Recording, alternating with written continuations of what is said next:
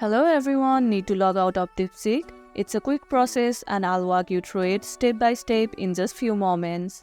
First, open the Deepseek app. Make sure your app is up to date for a smooth experience. Once you are in, you'll notice two horizontal lines at the top left corner of the screen. Tap on them to open the menu.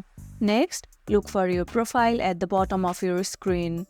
It's usually the icon with your profile picture or username. Tap on that to access all your personal account settings. Once you are on your profile page, you will see an option labeled Logout near the bottom. Tap on this option to proceed. Now, a confirmation message will pop up asking if you are sure you want to log out. Tap Logout again to confirm. And just like that, you have logged out of your Deepseek account. If you are logging out to switch accounts, you can easily sign back in using your Google account or email.